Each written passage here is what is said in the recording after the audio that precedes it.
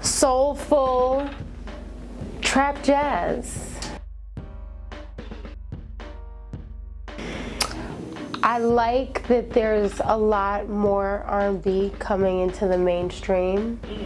I love all the honest, I'm still a good old like Testify. That's what I grew up on. That's what I like to hear, like singing.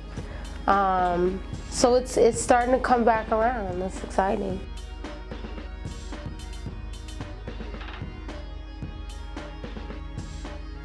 Like all time. Mac Miller. I knew we were soul sisters. I think as I've grown as an artist, I write about different things, but this album coming up is like 95% my stories. There's a little bit of influence that I have from other friends and their situations, like Coffee on the Roof. In the group chat, she was like, girl, he's making me coffee and we're drinking it on the roof.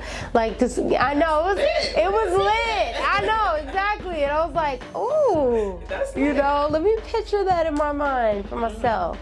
Your friends like that though? Like, do they care that you? I don't tell them, no. So do they just hear the album, they're like, girl, I told her in this situation, but like, Welcome Home.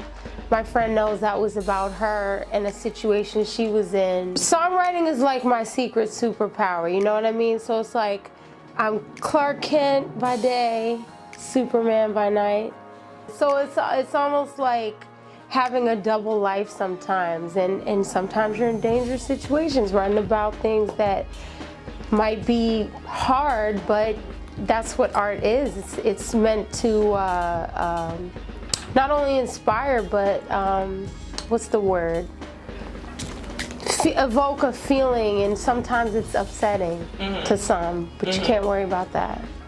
But that's your story. So yeah. So Leaf is one of my favorite songs. Ooh, yeah. Was that a personal story? It was. I was madly in love with a man that was cheating on me. I was telling you about. I told her that song is so deep. It is so deep, and I love that. For whatever it's worth, that relationship, I was able to express something so beautiful about how I felt, even if it didn't work out. And that's a very precious thing, because we go through life, we go through hard things, and then it's more difficult to go to that pure place. So it takes work, but I found over the years that I'm able to still do it.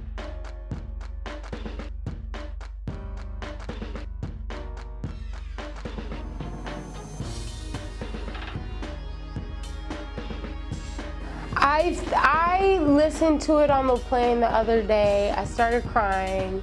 It's very soulful. It is going to like punch you in the chest in a good way. Like, you already said my stuff is deep, so you know that's gonna happen. I'm touching on some heavy things, but that's real. Like, I've been gone for a minute. I gotta tell you why. I gotta let you know what I've been through. And I love that this project is setting up for the next album that should be coming later this year, which is a lot more fun and contemporary, and I'm doing things like I'm singing with auto-tune, but like singing with auto-tune, which is hilarious. It actually sounds pretty cool. But for this album, it was really like, let me open up, let me tell my story and just elevation, hopefully inspire some people. And I'm one of the producers on most of the tracks, so that's a new thing. I'm co-producing and just taking the reins. It was awesome. Luckily, the guys that I worked with treated me so well, and were real. Like, going back to Mac, I never worked with any artist before, especially a male, that was so open to my ideas as a woman. It's unfortunate that that's the situation, but that is what it is a lot of times. It's like, yo, trying to go to dinner, or like, no, I'm at work. Back off. And I know what I'm doing here, but it's like, I went through so much of that early on. Now I'm at a place where when those things happen, I don't necessarily get upset about it, but I know how to pimp past it, you know? So yeah, I've learned how to take that, because you know, as women, we don't want to be called a bitch, and we don't want to be, but it's not a bitch when you're speaking up for yourself, using your voice, and making decisions.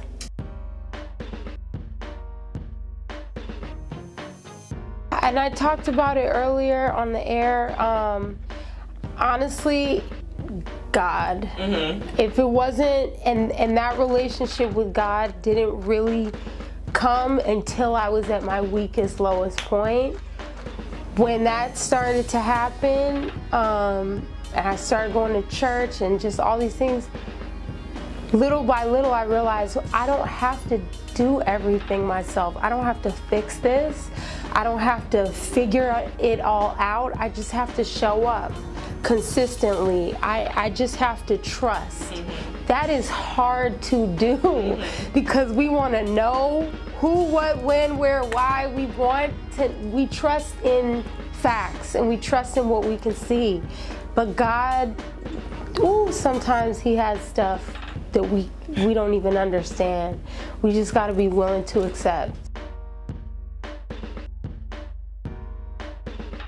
So I also started a label, 212 Entertainment. Okay. And I've always, like, when I was a kid and I found out that Missy Elliott wasn't just an artist, she was producing, she was writing, her just being her gave me permission. I was like, okay, I can do that too.